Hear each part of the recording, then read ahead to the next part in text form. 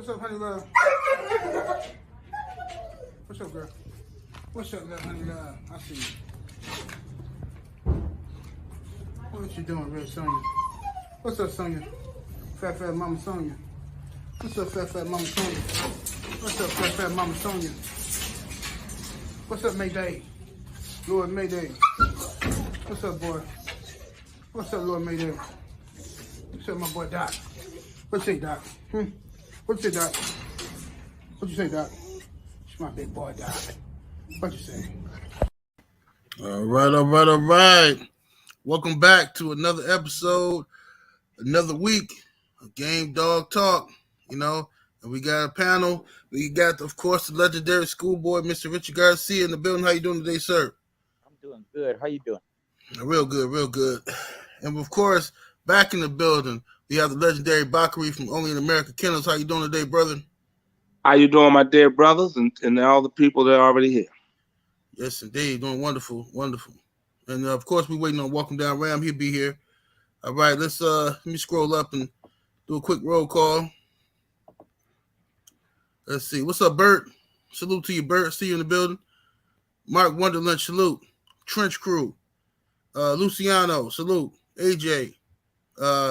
Hardy Dogs, Pennsylvania, salute. Dogman RT. Dogman Smoke. David Valdez. Let's see here. Mike Lee, salute. Mike. Vernon Stone. We got Jaquan Mason. Let me see here. Jimmy Mack. Let's see. We got Tony Gardner. Mozzie Nation. Grind Mo Kennels. David Green. Salute. He said this show better than HBO Max. I heard that, man. Salute. Hey, Much love. Yes, sir. Ty Green. Smooth Monty. Salute, family. K-Bo. Boss Dog Kennels. Von C. M-Line, what it do? Salute to you, man. Mr. J-Dub 20 Texas.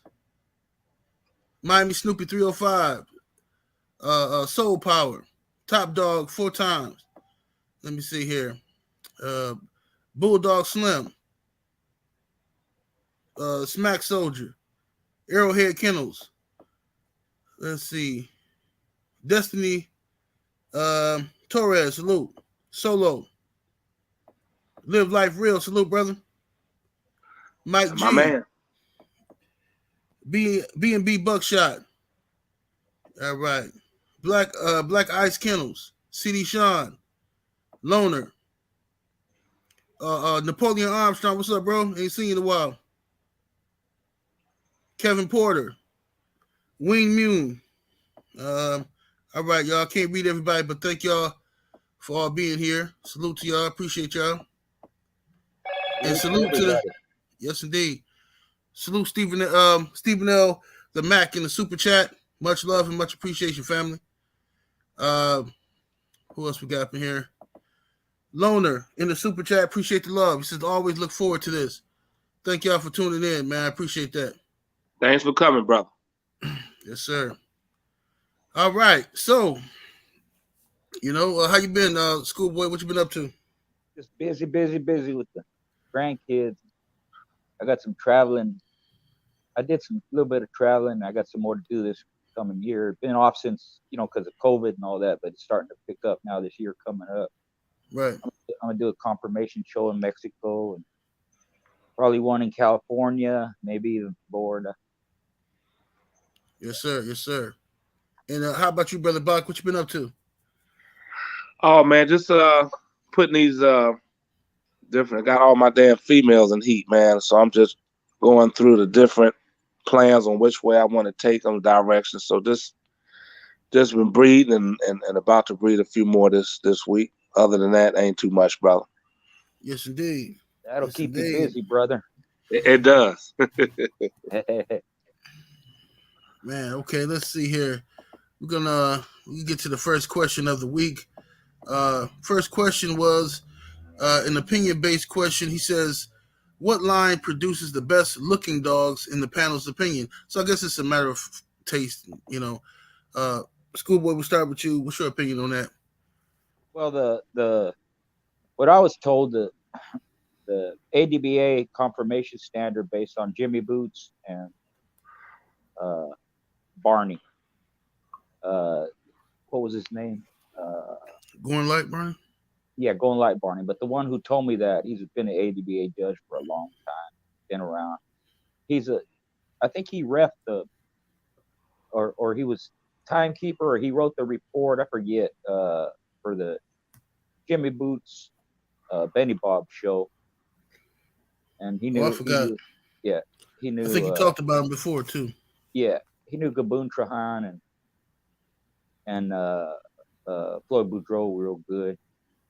But you know, the if I would say so, that wouldn't be Ernie Swain, would it? That wasn't.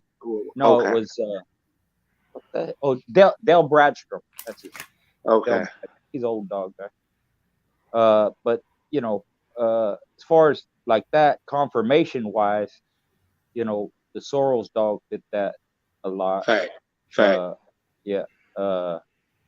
You know, I like the Roachback dogs, the Jeep dogs, you know, Eli crosses, you know, they're not really, you know, the best looking dog. It's what you like, you know. And, you know, in my case, I tell people my dogs were ugly, except when they were doing what they were doing, man. They were some ugly dogs. So it's just a matter of opinion, you know. The standard was just something to try and make the breed uniform, you know. And it just, you know, whatever you like, you know. The white dogs, for instance, you know, I like the way they look, but I don't think they win any kind of awards. You know. They are long and short, bow-legged, swayed back, cowhawk. Right. You know, big head, but they had some big ass teeth. If you like big ass teeth, you know, the white dogs had it. Carver dogs are known for it. Heinzel dogs, you know. It's just preference. I couldn't really say, you know, what dogs, you know, which ones have the best. Okay. What's your opinion on that, Brother Bach? Well, like my dear brother just was speaking, pretty much the Sorrell dogs pretty much won most of the overall competitions when it comes to confirmation. I think they got the #1 record when it comes to confirmation in terms of a bloodline. Me personally, like the brother said, it's just preference. I mean, I'm always, and I can't say this in particularly any just one bloodline in terms of I like longer dogs. I like a taller dog because I'm talking about I want the advantage of one able to reach where one can't reach. So I like a longer, taller dog in the same weight class. But sometimes, I mean, I'm gonna like the more big head, blockier type that might be a shorter, stronger compact. But just staying in line of what you asked, me personally, I like the Jeep looking Bolio crosses. The Bolio has more of a terrier built, and mixed with them, they have like a real nice physique. But that's just, you know, so I think Jeep definitely puts a lot into your dog structure, me personally. But I like the Bolio type of terrier look mixed with that.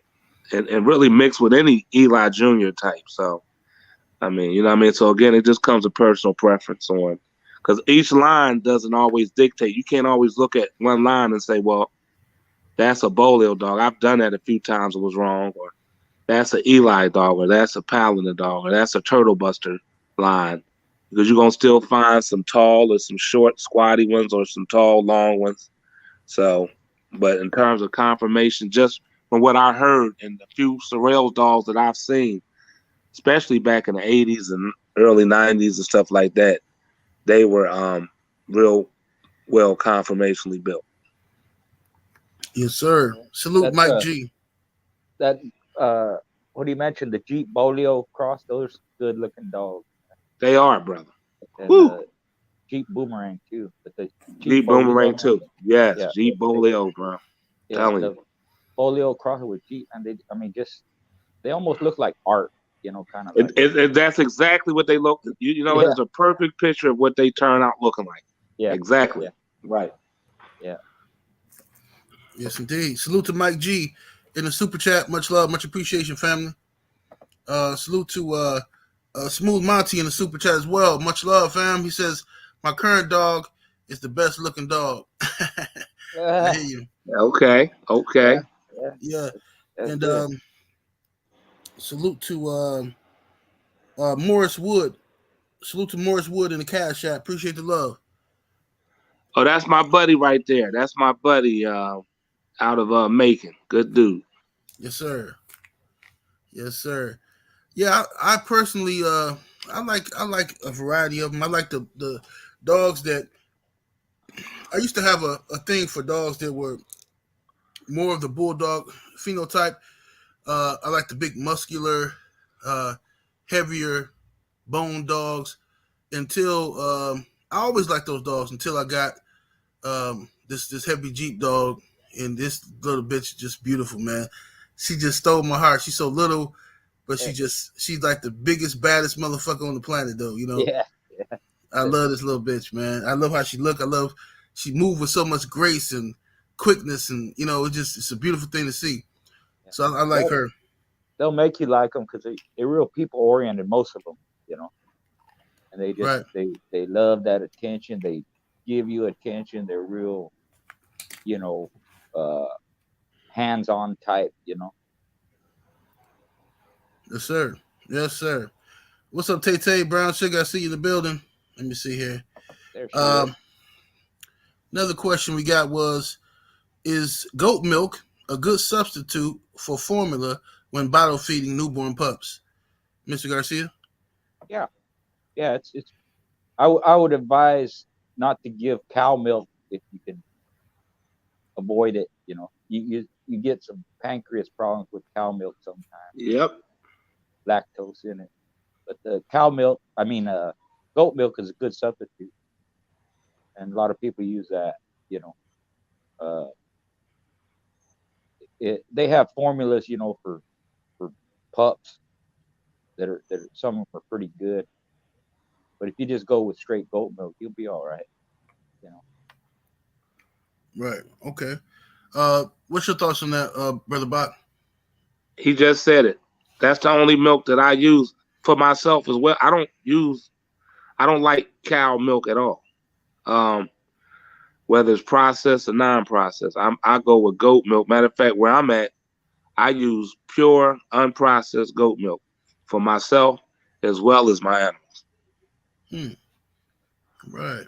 Yeah, if you live on a farm, you would notice a difference. If you had big difference, you can take the goat milk right out of the goat and just drink it like that. That's the way we drink it. Yeah, you can do that with cow milk, but you might have some problems too with it. You will. That's why they pasteurize and homogenize it, you know. And just to say, I don't have no puppies that I raise without coming up on goat milk till they're a year old. Mm-hmm. To make them big and strong too, man. Big and strong. The teeth are stronger. I never lose teeth for my dogs when I use the goat milk. Their bone structure, they just are better looking. Matter of fact, the best cheeses, the most expensive cheeses, is the goat milk cheese. True. Oh yeah, that's good. That's some good ass cheese too. Yeah. Yes, it is. Yes, brother. Yeah. Well, no, the Greeks use that a lot of that. Yeah, the feta cheese. The Mediterranean. Yeah. Smooth Monty in the super chat. Much love and much appreciation. He says, I have seen litters saved by goat milk. All day long. He never lied. Never lied. Right. Mozzie Nation, salute to you in the super chat. Much love, much appreciation. He says, went home and got gifted a Bolio dog. He said he got what you okay, cool. He said he going with okay, cool. All right. He says I thought we was chopping it up about cars. Huh? Oh, you said you thought we were talking about salute, Mozzie. Yeah. Mozzie came over here confused the hell out of me. I said, what the hell Mozzie talking about? Yeah. What's up? Welcome down Ram. Big stepping in the building. What's up, bro? How y'all doing this be. evening? What's going on, brother Ram? Oh, chilling. Just got to the house. For sure. Hell up, Ram? yeah. What's up, OG? How you doing? I'm here. I'm good, thanks. Hell yeah. Away visuals in the super chat. Much love and much appreciation, fam. Salute to you. Yes, indeed. Y'all smash that like button as you enter the building. If you're in here. Okay. Ram, what's your thoughts on that? On using goat milk for a litter of pups that you're hand feeding. Shit, that's the best right there. Even more so than cow milk, you know? Cow milk, fuck around, give them the bubbly guts like it would a person. So, yeah, that's the best supplement that I've tried, you know, and had the best success with. Even though they two different type of mammals, you know, one's an omnivore and one's a fucking vegetarian, but still, you know, enough nutrients in there to get the pups to where they need to be. If you got a mom who is a bad mom or not producing milk, maybe she got bad milk, whatever. You know, that's probably the best supplement out there. Mm-hmm. So I never used goat milk for pups. This is, I heard you could use it, but let me ask y'all something. Do you need to supplement with anything other than just goat milk? No, just, you know, some warmed up goat milk, you know, get it to the pup's temperature. That way it's easier for them to digest. Oh, that's cool. But yeah, I would just get them straight that. You know, they only need it for a couple of weeks before they switch over to fucking food. Man, I've been shit. The one time I had to use it, I bought this high priced ass powder that you got to mix yourself for puppies and shit. And yeah, I know. I think that was Thompson was telling me to get some goat milk, but I ended up getting this other shit.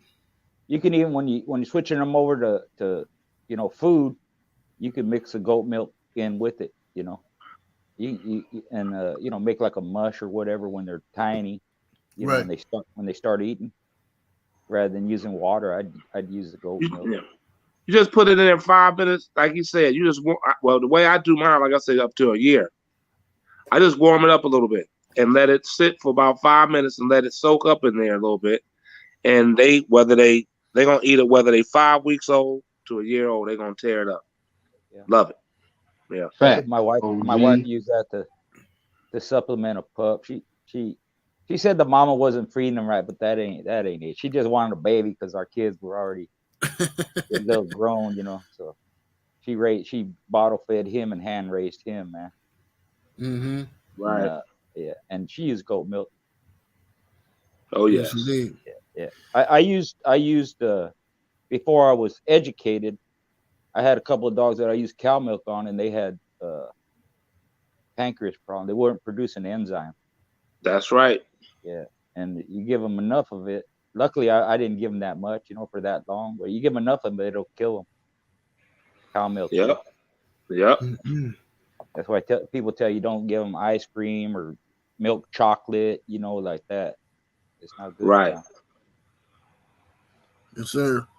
Smooth Monty, salute to you in the super chat. Much love, much appreciation. He says, I use powdered goat milk mixed with kibble when I first get a pup. Yeah, but don't just use it for first. Keep that shit up. Keep it up. Don't just start out with them first. I'm telling you, because just like the dog, it's just whatever it is that you put in your dogs or you when you're a baby. As you get older, those who was fed properly don't have bone problems and their bones brittle and shrinking and everything else due to they ate bad foods. Those that had the proper calcium and stuff, even when you get older, you don't find yourself with a lot of those problems. So keep that goat milk coming. Yes, sir. Yes, sir. Yes. Yeah, I'm gonna go get some. Shoot up the Harbor Freight. Fuck that. Yeah. All right. We got another question here. Guy says, as a young person getting into these bulls, wait. As a young person getting into the dogs, looking for information, how should I know what people online is telling me the truth or false? He says, because I don't have a mentor or anything like that. Okay. All right. So he wants to know how can he decipher basically the truth and stuff like that, from all the different information that he coming across. What you say about that, Ram? One thing I like to do is check the date that a pedigree was posted. So say, you know, a dog was just posted last year, and then, you know, come around this year, the motherfucker has been being done 5 times, 2 off the chain and 3 in the box. You probably fucking lying, you know. That's a good indicator that motherfucker lying. A motherfucker who just out there too far with the shit when he advertising, he probably lying.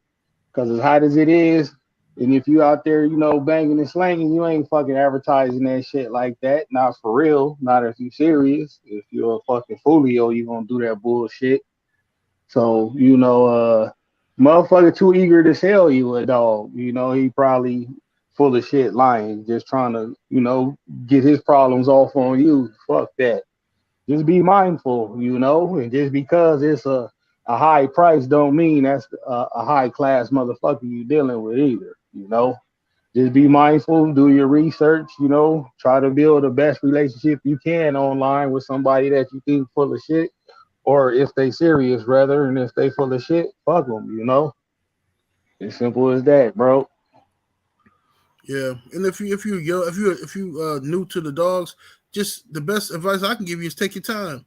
It's no shortcut, you know, right to the person. I mean, you gotta be extremely lucky to just get right in, and you got, like you said, you got no mentors. So if you asking us the question, I think this show is a great show. It give you good advice. It's coming from a panel of experienced dog men, and they're telling you about how to take care of the dogs, all that. I mean, you should be good, you know, listening to this. I don't think you should rush yourself. Don't just try to go get some dog just to say you got one. Take your time and get the dog that you want after you educate yourself on the history of the breed, you know, the temperament of the dogs, you know, all that kind of stuff, man. And find out what you want to do with the dogs. That's the main thing. What do you want? Do you just want to be a pet owner? Do you want to compete in confirmation shows? All that stuff should matter before you even purchase one, in my opinion. What's your take on the schoolboy? Yeah, all that. It takes time. There ain't no fast track to it. You have to do a lot of research, you know, invest in books and magazines, you know, like 78 said, listen to this chat, you know. It's hard when you don't know something, you know. So you have to expect that there's going to be some losses along the way. Just take it as a learning experience. Don't rush into anything. Take your time.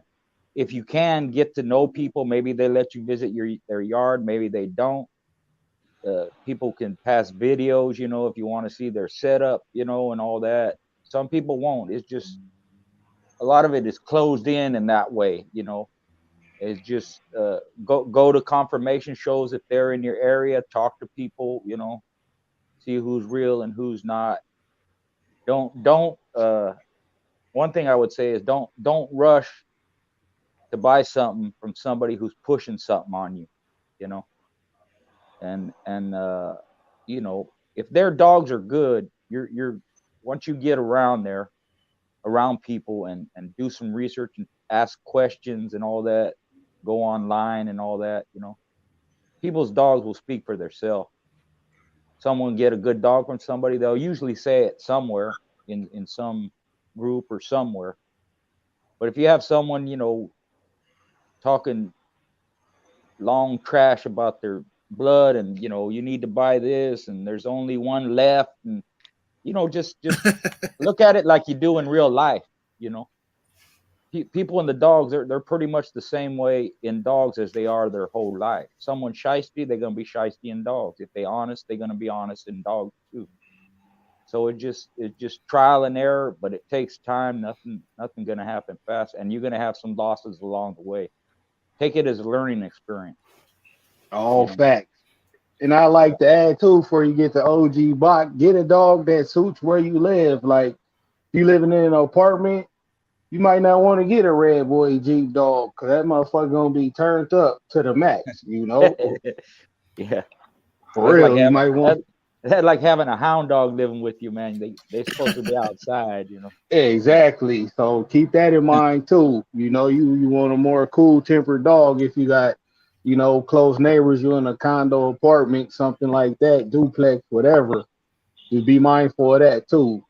Cause not only that, like they start digging holes through the walls. There's all the shit that you don't want. They will do. You know, them dogs need to be outside in a big ass cage or on the chain running it. Right. Look at these guys in here. Look at the haters coming here. Somebody block Detroit dude coming here hating and stuff, man. This is what happens every time. Every time you're trying to talk dogs, jealous haters come around. All right, Brother Bach, go ahead and what's your take on that topic? Well, first of all, let me just start. I don't know what the haters are. This show is not to help any young person fight a dog. We're That's not right. here to fucking help anybody fight a dog. That's right. We are talking about those who love the breed and they might want to use them in conformation, weight pulling.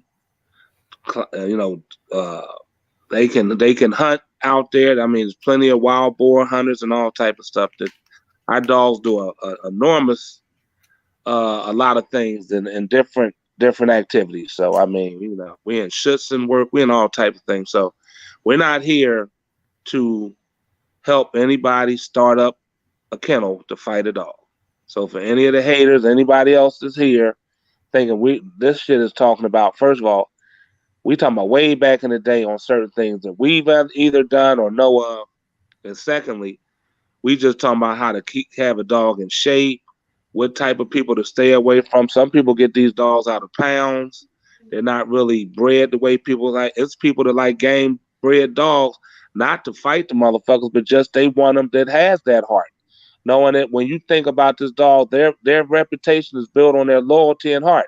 So people that just want a good ass fucking house guard, a guard dog, or whatever, they know that this dog not gonna leave them because they in the fucking woods running and they see a fucking coyote. They're not about to run off.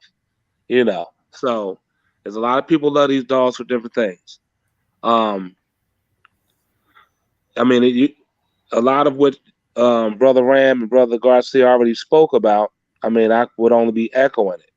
My thing is, like Brother 78 said, you know, this show here, the reason I come here, I don't get paid for this shit. Neither does Garcia or Ram. We come here because there's so many people out here that are full of shit, misguiding people. You got dog peddlers who will.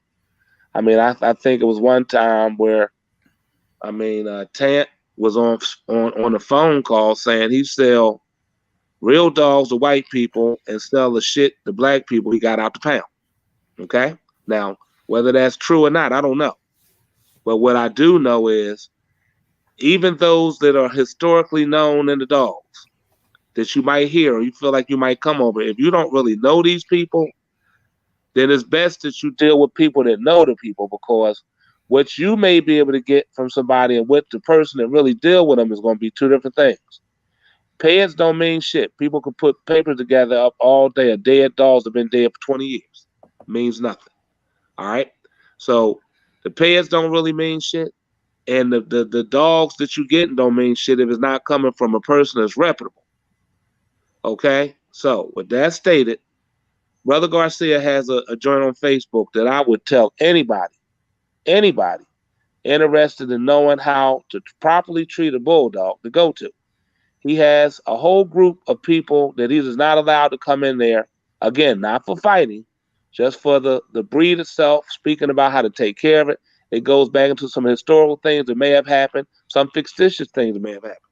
But the people that's on this panel, as he said, we not here to sell nobody no dogs or no fucking dreams or nothing else. We speaking of stuff, and I don't care who you go to, any other dog, man. They can't sit here and debate with us and say that what we're saying is wrong. Well, anybody can date. Let me take that back. Anybody can debate with anybody about anything. But we're not up here spewing no wrongful shit. So the best place I would come to is here, first and foremost. Okay? So, because here, again, we're not getting paid for it. We just here to actually help you with certain questions that come about. And then you got more than just one person's perspective. You understand? That have done well with the dogs. So you're not talking to losers up here. We were winners with these hounds. Okay, so you know you're getting a good hook up here, right here. You're getting a good hook up here. So if you want to learn something, and I don't mind, be honest, I'm gonna say this. I've had about 150, 200 people hit my Instagram since I've been up here, and they ask me questions, and I'm still on Instagram. I don't know who I'm talking to, the cops or the fucking real people. It doesn't matter because I'm not talking about dog fighting. I'm talking about how you can help the breed out. So I'm saying, and I'm sure Brother Schoolboy and Brother Ram, Brother 78 get the same type of people trying to, you know, contact them to be able to know that they feel comfortable that the people up here are pretty genuine, or we wouldn't be here because 78, like he's not coming to get us to make his 70,000 subscribers turn to 10,000 because we full of shit. He has us up here because he knows the people that he has up here. He wants to hear truthful things about things that, you know, even a baby can take away and be able to administer. You understand? So that's my take on it. Well said, Bob. Yes, sir. Thank you. I concur. Yeah. Okay. Yeah. Absolutely. Yeah. Salute to curve, not no curve. That's right. Yeah. Salute to Smooth Monty back in that super chat. Appreciate the love, man. He says, buy a dog from anyone on the panel if you want a good dog. Hey, salute to you, man. I don't have no dogs for sale, but I appreciate it. Let me see here. Who we got here? Mr. Gumbo.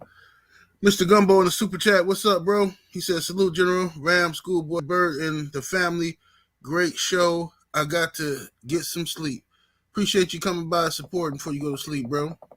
Oh, salute, fam. Hit me up tomorrow, man. You get free. Salute, Mr. Gumbo. Yeah, check out the replay or whatever. We'll go back. You can see the rest of it. No problem. Yes, sir. I look at them all the time. I even look at the ones I ain't on. Right. It's all good stuff. You know? Yeah, I do too, though. You know, Yeah. You know, there's gems drop. Even the ones I'm on, because I like to hear myself talk too. I ain't even going front. Well, I'm a little different. When it comes to me talking, I just scroll fast forward and listen to 78 or Ram or Bach or RASCAL. Yeah, man. I know what I said. I'll put the playlist on. I'll put the playlist on sometime and play that shit and go to sleep. It's just hours and hours of the shit. Yeah. And I go to sleep and sometimes have bad nightmares. I'm occurring and shit. Yeah. Yeah, have nightmares of jumping out the box and running and shit. Hey, what the fuck? Yeah. Meredith Campbell in the super chat. Much love, much appreciation, family. He says, I'm a sniper in real life. Yes, sir. Meredith Campbell, the real deal. He says, don't talk about anything illegal on this channel. Brothers are speaking from historical standpoint. These is all facts. Exactly. All facts.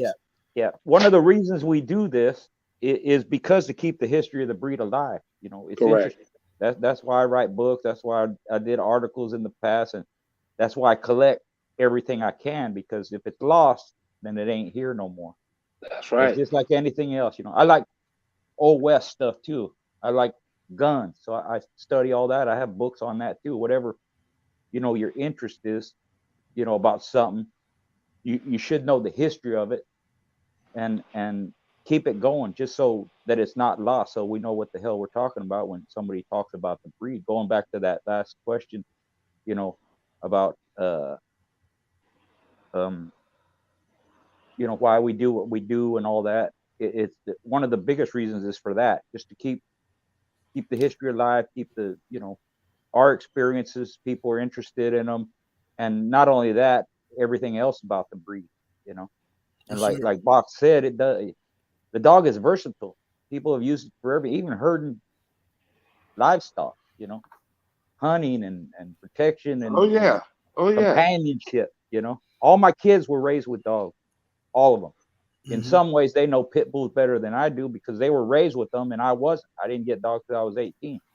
So they have an inherent way of dealing with pit bulls that just comes natural because they lived with them their whole life.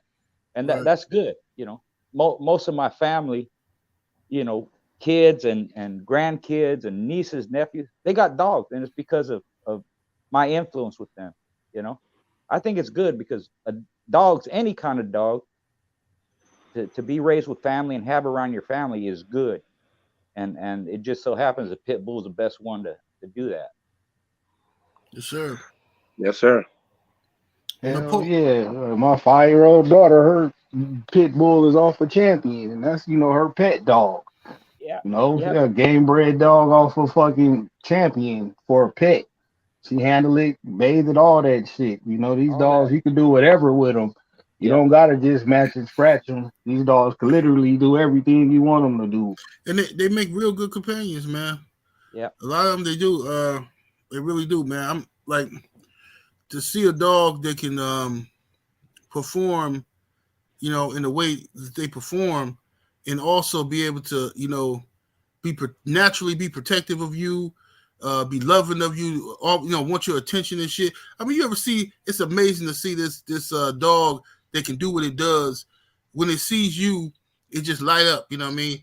And this dog wants to please you. So that's why it's good to I think the dog should remain in the hands of dog men or people who really know what they're doing with the dogs, because stupid motherfuckers will feed the dogs gunpowder and hot sauce and stupid shit like that. You know what I mean? Yeah. God damn, I hate them motherfuckers. Yeah, in most cases, you don't have to worry about nothing happening to your kids if they got dogs around them. Ain't nobody gonna fuck with them. They just won't. Most people scared of dogs anyway. They see a pit bull, they freak out. But the dogs are just that way with kids. When back in the day, we didn't even lock our doors. We had dogs inside, outside, everywhere, all over the yard. Nobody. Plus, I had guns everywhere, but the dogs were just part of it. Our kids grew up with no fear, man, because they always had a dog with them, no matter where they went. No doubt about it. Salute to Napoleon Armstrong in that super chat. Appreciate the love. He says, ways to keep weight on a female with a large litter. Brother Bach, you got any advice for that one? So they hit me with that one more time. I was kind of scrolling through the chat. Go ahead. What did you say now? He said ways to keep weight on a female with larger litters. Well, I tell you what I do with mines. I've been doing this since I was 6 years old. We were in the Dobermans and the Doberman breeding, as well as the Rottweiler breeding and into the pits.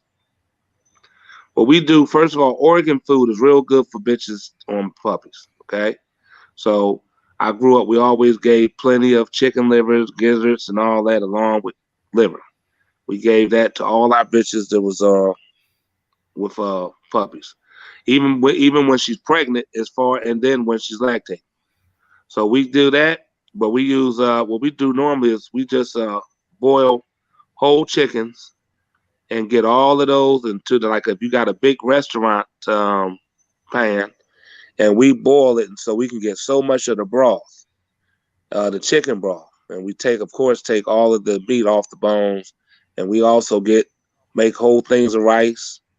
And we also get the sweet potatoes, and we give them the rice, the sweet potatoes with the chicken broth, and we give them that all day. I don't lose no weight with it, none.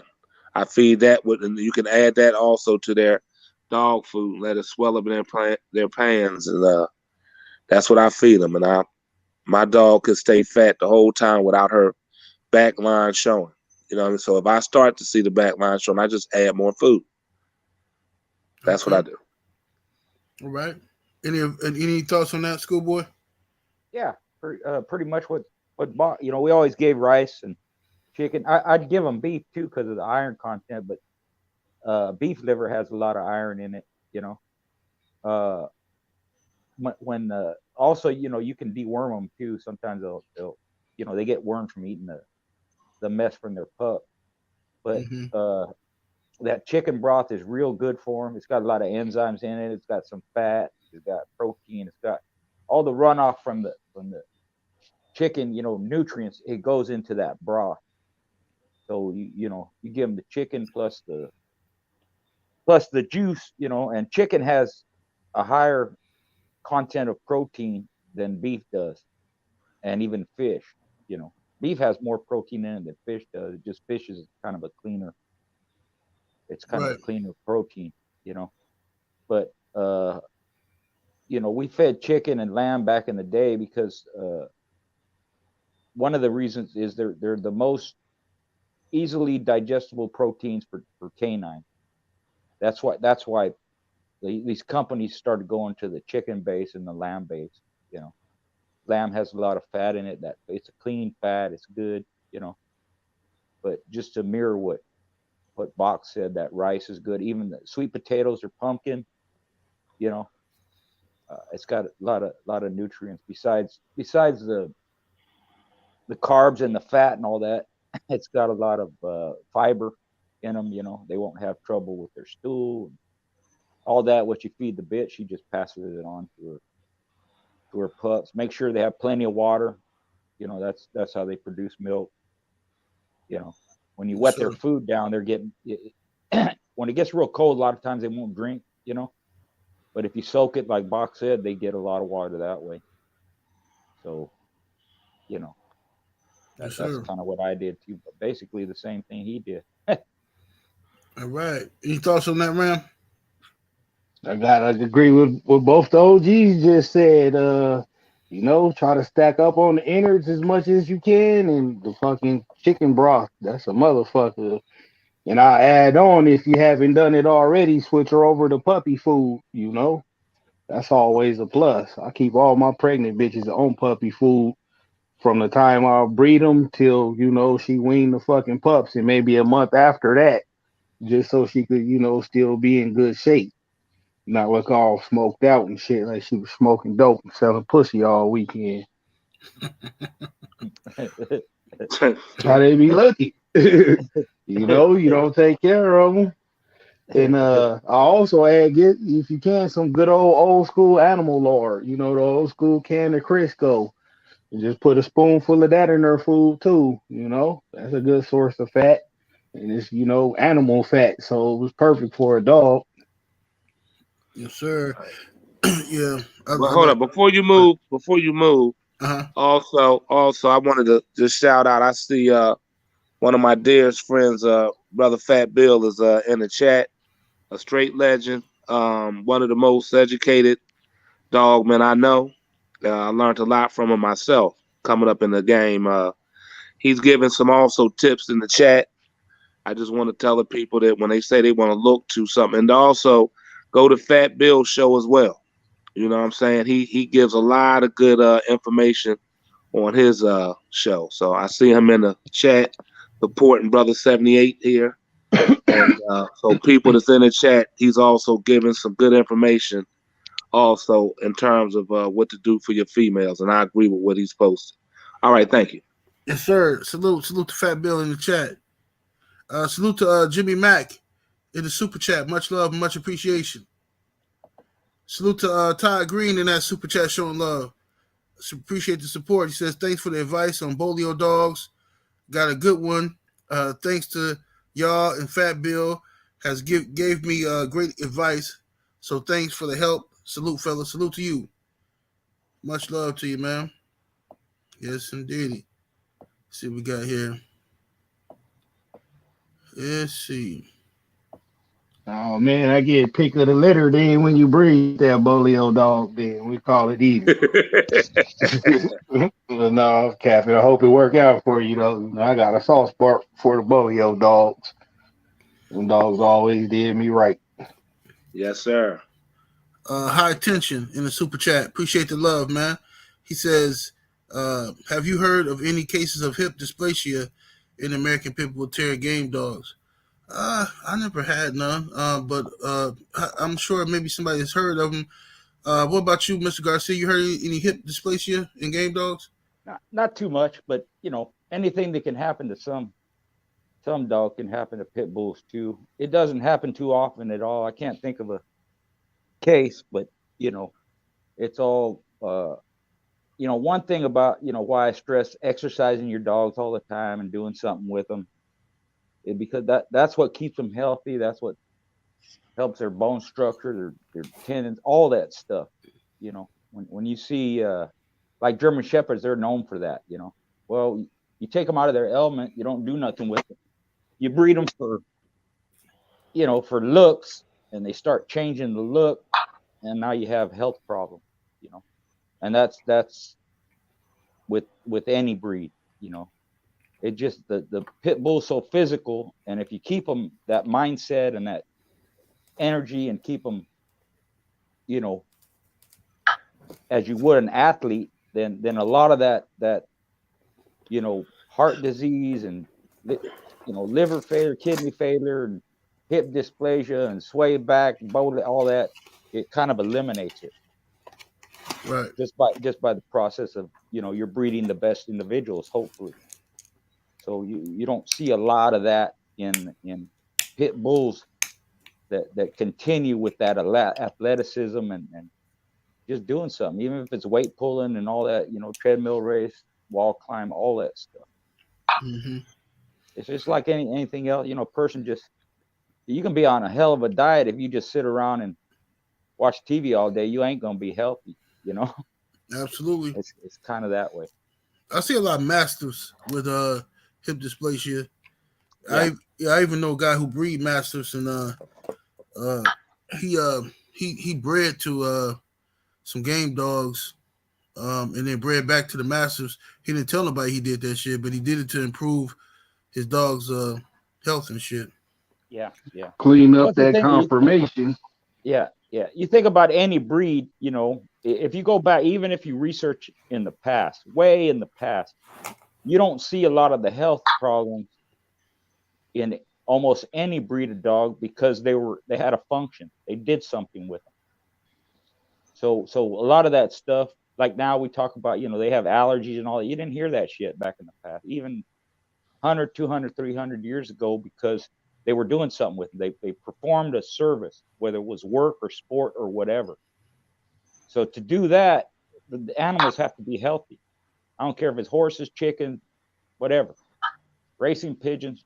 You can't have that and have a successful breeding program, or, you know, a family of dogs or anything that has, you know, mental and physical problems. But when you get away from that, it's not just inbreeding. Inbreeding can cause a lot of that, but it's not just that, because you can inbreed dogs and they still be healthy. Ask Bach, he's got, you know, dogs like that. So, but when you get away from that physicality and that athleticism, that work, now you're going to have problems within a breed. That's why show dogs have a lot of problems. They don't do shit with it. Right. What's your thoughts on that, Brother Bach? Okay, again, please. No, yeah, okay. With the hip dysplasia, no, okay, right. With the hip dysplasia, I have not seen it. And you know, again, when I was dealt with Rottweilers, and I had plenty of that with the Rottweilers. Didn't have much in the Dobermans, and I have yet to have one pit bull or any that I know of that have it. Now, I'm sure, like anything else, I'm sure there is a few isolated incidents, but I didn't own hundreds of pit bulls, man. I haven't recalled one hip dysplasia. So, again, and also, like I told you, I'm on the goat milk. I've been on goat milk for the last 40 years of breeding dogs. So, more, about 50 almost of breeding dogs with goat milk. So I don't have those problems. So I don't know. I mean, I can't tell you something I've never seen. Yes, sir. What you say, Ram? I gotta agree with both the OGs yet again. Like, we don't get that too much in our line because, you know, our line of dogs, rather, which is the game bred American Pit Bull Terrier, because it's a performance-based dog. So even a half-ass breeder, when he sees that in his dog, you know, when they breed him and a pup comes out with it, he won't breed the shit because he knows no one is going to want it. And that's also a reason why I think that the game bred dog is used for an out, like he was saying, to clean up and, you know, try to make other breeds better, because, you know, we stuck to that script for so long that this is, you know, like getting a fucking Hellcat from Dodge. You're going to get a fucking car you could go right to the drag strip with. You know, it's going to improve your life. So the pit bull is used for that too, because I see that a lot, especially with the bull type breeds. They'll breed into a pit bull, then back out. Just, you know, they want to clean it up and get the right type of conformation, but they don't want, you know, necessarily another aggressive dog. but they want to try to tap in on the attributes of our dogs. So, but back to the original point, no, I haven't seen it, and I've done inbreedings, brother to sister, father to daughter, all that shit, and like OG Schoolboy said, OG Bot, he shit's fucking inbred 4 or 5, maybe 6 generations back. You feel me? Yes, sir. His shit perfect confirmation. Some people could do that though, like him, our gang, you know. It's only a very few who can breed like that, and them motherfuckers got the eye and the genetics of the dog to do it. So that's a tough feat. Well, let me if I can interrupt on that. That part, I didn't have some with the hearts on the outside of our dogs and all that through the inbreeding. It's just that we just put those down and keep working with the ones and then so any defective I put more to sleep than that you see living. That's why it's not that many inbred joints I have. But I can't say that's that why your dogs are still clean too, though. You know? Right. You don't move forward with none of the bullshit. Don't move forward. I don't move forward with dogs with one ball. I don't move forward with dogs that with any eye problems, any defectiveness. I have put whole litters down for like 5 years in a row. We put basically all day in the litters, so we don't know. I don't breed nothing that I don't want to keep. Right. Yeah, that mirrors Mr. Ledesma in Mexico. He went 25 years without putting a cross in his blood. They was as inbred as you could imagine. Right. But like Bob said, you have them problems. You just don't keep them, dog. You don't use them. You don't right. them. Anything from a skin problem to, like I said, degenerative heart failure, all that. Yep. So that's part of it too, you know. Yes, sir. Salute Jack Mason in the super chat. Much love and much appreciation, man. He says, what do you think of RF1 and how to feed hog meat? RF1, I ain't heard about that in a while. That's like a little nutritional supplement. Like it. Yeah, I like that shit, man. Yeah, if you use it and you use it the right way for a whole conditioning program, like that should have motherfuckers thinking you on the juice. Yeah, I know one of my partners used it. He usually give a scoop after like a workout, like 30 minutes after a workout. He'd give him that. But I mean, I never used it myself. But what's your take on that, Ram? Yeah, that's a good supplement to have, especially for beginning conditioners. You get a chance to practice, keep it, use it. It's kind of pricey, $100, but it's well worth the money for real. Like, I don't even get paid for endorsing that shit, but that's one shit I would fucking recommend motherfuckers to use. Trust me. That shit, when you use it right and your keep is right, motherfuckers gonna swear to God you on the juice. Yes, indeed. Okay. Anybody with any supplement, not to cut you off, with you half-ass it and shit, you're gonna get half-ass results. You try to overdo it, motherfuckers gonna be running hot and you ain't gonna like it. So, if you do use it, just pay attention and use it as it's instructed. And, thank me later. Oh, okay. Cool. Mr. Garcia, any experience with that? No. Okay. I know what it is, but I've never used it, but my buddy uses it. He swears by it. And he's one of the best conditioners outside the country anyway. He likes it. Yeah, she reminded me of my father. He a military guy, right? My dad.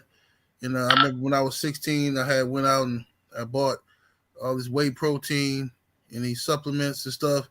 And I'm like, yeah, I'm in the basement working out. Come upstairs, he had poured all my shit out in the toilet. I'm like, what the fuck? Like Pop, like what? I just paid. I'm like, go eat you some fucking chicken breasts. Go eat you some. Go eat this. Go eat that. You don't waste your money on that shit. That's what he old school. You know what I mean? You don't eat that shit. You know what I mean? So, that's how a lot of dog men feel like that too about the RF1. I never use it, but people swear by it. But I'm sure it's gonna be some dog men that say, "Oh man, you could just give your dog this, give your dog that." Whatever. And you probably can do that too. Yes, and sir. That might work too. But go ahead, my bad, OG. Go ahead, Brother Bach. What's your take on that? Okay, I'm sorry. I'm looking at the chats, brother. You want to now, what was the question again? I'm trying to figure out what they're talking about. RF1. It's a product supplement called RF1. Right, right. And have you ever used it? And nope. Okay. Nope. Never used it. Can't speak on. I never used it because I use my own supplements in my keeps. So no, I never used it. Never used none of the stuff that has been out from day one. I put the same stuff I used when I was a all public, all city football player to all conference college player to the pros. I use the same stuff that I was given by a dear friend, Carlos Bradley, played for the Chargers. He gave me what he used, and I've used that all the way through high school, college, so no, I have never used. I can't speak on what I don't know. Nope. And you know, when it's so over, I'm gonna have to get that secret from you. Hey, salute to Fat Bill Riddles in the super chat. Much love and much appreciation. Much love, Fat Bill. Thank you for stopping by. You got Popcorn Sutton in the super chat. Much love, much appreciation. Let's say Sutton. Come on. Sutton. Now. Oh, my bad. Oh, yeah, that's blasphemy. My bad. Yeah, come on. Ramesses Sutton has spoken. Come on now. I just go by walking down round. I'm still Ramesses Sutton the third round. Salute to Popcorn Sutton, man. Yeah, salute Popcorn. Last time for I asked y'all. You breaking up a little bit, Ram. Dogman RT, salute to you, family. Appreciate you in that super chat showing love. Let me see here. We got Mike G in the super chat. Appreciate the love. He says, what was your best dog bloodline and your favorite outcross? We can start with you, Mr. Garcia. What was your I guess your best dog's bloodline? Well, my base was Jeep blood. Then I had the Jeep REDBOY crosses with some Bully Son, and then I added Rascal and Bully Son later, some REDBOY JOCKO, you know. But the foundation was Jeep, more Honey Bunch, because all the like the Rascal was Rascal Honey Bunch, you know, Rascal Jr. Had a little bit of Miss Rage in there, and just kept going with that. I preferred line breeding, loose and tight. It allowed me to keep my stuff going longer, you know. When you and I stress this to people too, you know, when you're making an outcross, you don't have to wait till you're missing something to make that cross. If you see something you like, just add it to your stuff. You know, don't wait till basically don't wait till you need it. Just put it in there. If it's something you like, something that goes with it, something you want to use, you know. When I bred to an outside male back in the day, it was a male that I saw perform, so I could judge him on that. If I liked it, I bred to him. You know, we did that with Champion Knucklehead and Omen and Champion Ninja, you know, Bully Son stuff. I mentioned Mr. Ledesma. My buddy used that with my stuff, and the Skull and REDBOY JOCKO cross was added. You know, some BOLIO stuff like that. You're going on, you know, dog for dog, basically. You know, follow the dogs you like and the traits you like. When you put them all together, it's all your stuff. You know, it's all your dog. And the bloodlines, in that respect, are not that important. It's more what you're doing with them. You know, why are you making the breedings, and what are you doing with them? And then what are you producing? You see the results. And I followed the breedings that had the highest percentage of good dogs in a litter. You know, that's just what they showed me. I bred other dogs that maybe I had one or two in the litter that was good. Those didn't pan out generally. You know, so the ones that had, you know, more solid dogs and a higher percentage within a litter, those are the ones I followed, because that's what they showed me to follow. You know. Yes, sir. Let me see here, Brother Bach. What was your favorite dogs or your best dogs bloodline? Well, that's pretty easy. I think Fat Bill is saying it on here. I think always that would have to be Tyrone. So, and I still use that same blood because of not just Tyrone's. I again, dealing with Parker. He had that Quincy dog that was inbred Paladin, basically with a double honey bunch in between it. So I've always ran the Paladin blood and been successful crossing it with basically Carver dogs. That's where I got my best success. Some people was taking the Boyle stuff, like with the Monster Man stuff in Florida, and they was hitting and missing. But what I found when using the Paladin, as long as I'm going to Carver dogs, I always wound it up in a good area. So, so I'm Carver first and foremost. I don't give a damn what it is. I am 100% a Carver guy.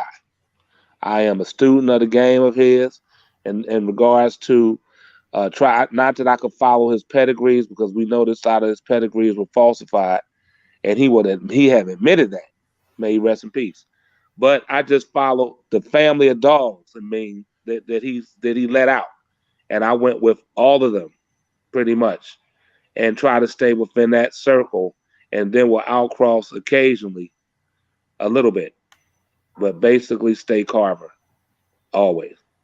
So I'm a Carver man, but pretty much to clarify, Stompanato, Paladin, ZEBO is my fruit punch. And Bolio. I'm sorry, and Bolio. And I know so those are the ones that I like rolling in. Yes, sir. What you say, Ram, on that question? Your best dog's bloodline. That would have to be the REDBOY JOCKO stuff. Like, granted, I had, champions in every other bloodline, but the REDBOY JOCKO stuff was, more consistent and kind of, put us on the map a little more with that stuff. And we was able to cross it, do the Eli REDBOY cross and get to see how those did. We was able to do the the REDBOY JOCKO to some MACHOBUCK stuff and got to see how those did. And then, cross it to the Coca-Cola Bolio stuff. Got to see how that went. And they all did pretty good. My favorite, though, was the Boyle's Bolio cross with a little bit of Barney Fife blood in there for a kicker. I like them was the cross the best of that. So it was Boyle's Bolio and what was that dog named Vepers? That Vepers dog. Cross with out of that. And I like that stuff as far as the outwit the best. Because they was, the most well-rounded. They were smart. They had the Bolio speed, but they were still, mean like our JOCKO dogs. They get in there and finish your shit.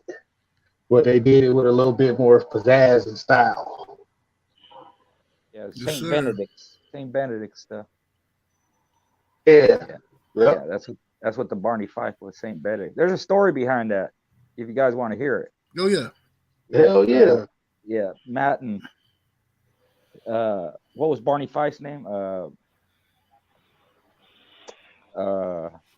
forgot. Anyway, St. Benedict Kennels are two brothers. The reason they called themselves St. Benedict's because they were raised in what do you call it? Where nuns live? Monastery. Monastery. Yeah, they were raised in a monastery. Their mom, I think the story is their mom became a nun after the fact, after she had kids. So they were raised around that, and they took that name St. Benedict from the monastery where they grew up around. Right. And people often want, why they call themselves St. Benedict? Well, that's what they grew up around, Yeah, that's crazy. I thought that was their name or something, like their last name. Yeah, no. Yeah. It's a trip. Yeah, one of the best I've seen came from Matt. This dog named Oregon. He was a finisher, man. He was off a Champion Thunder. Just a killing machine. Vinny conditioned and handled him. He beat a dog named Willie Boy. Was they the same St. Benedict's that owned that Bailey dog? Yeah. Okay. Yeah. They're two brothers. Matt was the one I seen, but Barney Fife is he was known as a top conditioner. Super intelligent. Super intelligent. Yeah, one of the best with aftercare, Yep. like that. And he was just top conditioner. There's all kinds of articles he wrote about different dogs and what he did back in the old days in the Sporting Dog Journal. Just real knowledgeable. And like I said, one of the best dogs I've seen came from them. He's a good dog, man. You can take that dog anywhere. It's a freak accident that happened. It was real cold up in Reno, and he won that night. Oregon did, and then a dog I gave to Benny named Johnny Handsome made championship. And they could only Vince come. I forgot who he was with, but each guy could only take one dog. So Vince took Johnny Handsome. The other guy took Oregon, and it was freezing that night. I mean, snow was 4 foot high and all that. And on the way home, his vehicle broke down, and he couldn't heat up the car, and the dog basically froze to death. He lost that dog, but he's a good one. Man. Damn. Yeah. The Bulldogs give it and they take it away. Yes, sir. Yeah. Salute to Popcorn Sutton back in that super chat. Appreciate the love, man. He says respect to the real ones. Salute to you, family. All right, let me see here. Make sure I ain't forgetting nobody. Imperial Flame Kennels, what's happening, man? Salute to you, bro. And the super chat says you brothers' time and effort is truly appreciated. Salute to you, man. I like your channel, man. I like what you're doing over there, man. I like what you're doing over there. He stay in his lane, you know. He don't try to salute to that brother. He the goods? Huh? I said he the goods? Yeah, I like that brother. He a good brother. He got some big old dogs over there, man. Type of dogs I used to like, man. Yeah, I'm gonna go check them out then. Popcorn Sutton in the super chat. Much love and much appreciation. Says, love the show, brothers. Thank you, family. Let's see here. We got skip somebody. Hold on. 1 second. I'm sorry, y'all. Skip somebody. Skipped a few people, actually. All right, Jack Mason back in that super chat. Much love. He says, Brother Bakri, can we get one secret jewel in keep? Oh, they're trying to get them secrets out of you. Well, I mean, just a little something like when, and I mean, I'm sure, a lot of people use a lot of good things. And I just, when they use a lot of the different RF ones, I think, what was that thing they had Garcia way back in the early 90s? The guy made, what was that stuff they had made? They had, China. That was, what was it called?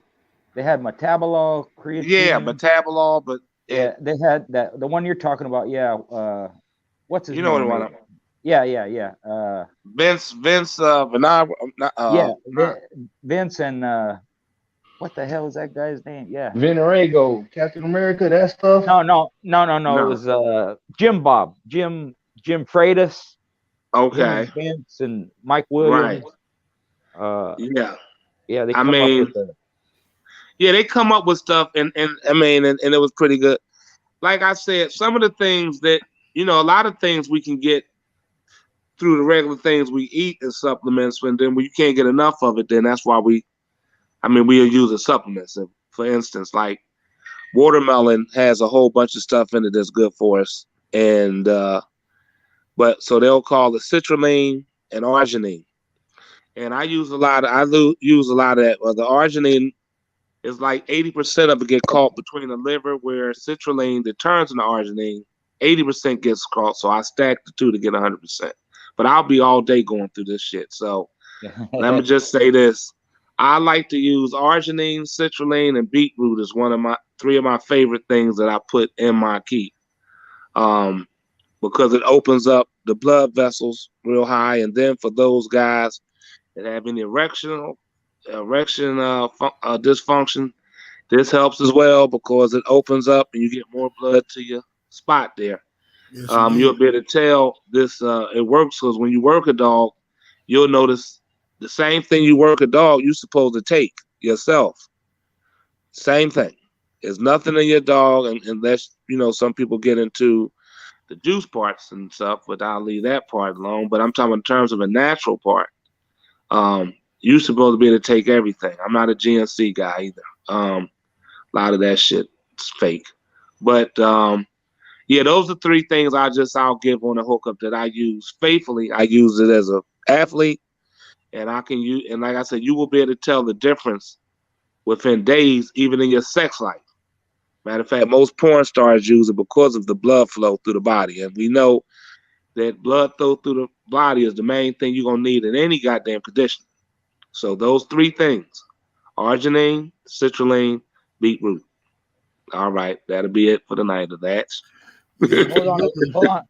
Hold on a second, honey. Write this shit down. Yes, sir. Go on the other line and listen to what Bach's saying, because we need this. A whole bunch of babies popping up. Hey, Rich. Hey, Rich. I'm gonna get my wife pregnant again. Hey, she won't have to worry about throwing the dog on the table this time. It'll be her getting thrown on the table. Yeah, you know already. You know. Right? Yeah, you got it. Yeah. That watermelon is good. That's good for nitric oxide and shit. You know, that blood flow. You know what I mean? Most definitely. Yeah. Most supplements, the stuff is in food. You know what I mean? And the reason you supplement is, like Bach said, it's more concentrated, so it gets into their system faster, and you can measure it, more accurately. That's basically why people supplement stuff, and whether it's powder or liquid or whatever you use, Right. But all of it basically comes from natural food. It's in natural food anyway. Correct. We want it in the system faster, or like you said, sometimes they give them something after the workout, or prior to the workout. I give them a little slurry before the workout, but I don't tell nobody what that is. Yes, sir. Before we leave, before we go anywhere, real quick, if I can, just to the people chat. You're welcome, Brother Jock and Brother Napoleon Armstrong. That is true. I just want to say this for anybody that may have it. It's not so much the watermelon when it comes to our penis thing. It's the watermelon rind. So when I eat the watermelon myself, I get past that, which most people throw the most important part of it away.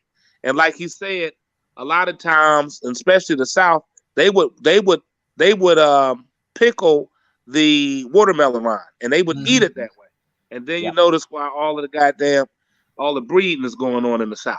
Yeah. But yes, that is a natural. Hey, listen to me. A natural Viagra. If you think I'm bullshitting, go try it and just have your wife make sure she ain't got work the next day, because you're gonna punish that ass. I'm just being honest, bro. Absolutely. Yeah, that's the truth. Our next kid gonna be named Bakari. Okay. Hey, please do, because I use all this shit I'm talking about. And to Brother Hamza, much love, brother. Yeah, so go ahead. I'm sorry. Yes, indeed, man. Watermelon, that's an old school secret. Been around for a while. Yes, sir. Africa's home in the super chat. Much love, much appreciation, man. He says, salute General 78 in the panel. Appreciate the love, family. Africa's home. All right. Let's get to this next question here. We got let me see here. Okay, has there ever been a dog that made champion before the age of 2 years old historically? Mr. Garcia.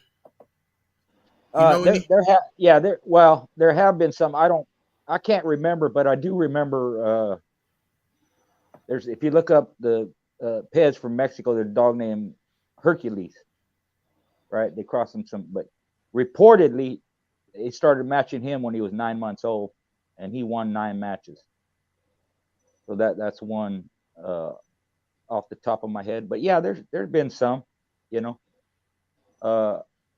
We always stress, even back then, you should wait on your dogs till they mature, this and that.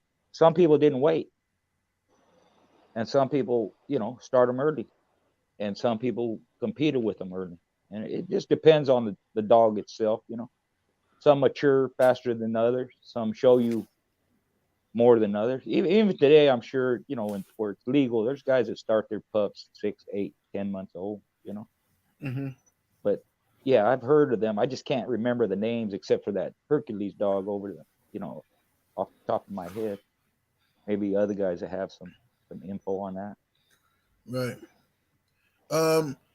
Ram, what about you? You heard of it? I think MACHOBUCK and Gamblers Grand Champion Virgil both made champion before the age of 2. But again, those is, once in a lifetime type phenomenal dogs that was mature enough to be matched at an early age, That's fucking far and few in between. Them the only 2 that come to mind. Yeah, you just said Virgil, and Fat Bill says Virgil as well. Oh no, he said Champion Gamblers. Okay. All right. Yeah, that's what I said. Yeah, Virgil. Yeah. Virgil. Yep. Mm-hmm. Bad Rosemary was young when she competed.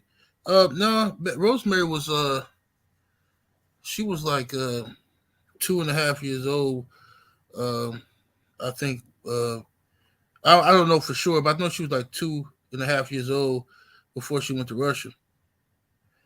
Brother Bach, what say you? Grand Champion Hammer. Gary Morris's Grand Champion Hammer was champion before he was 2. Shit, might have been a grand champion, but I know he was champion.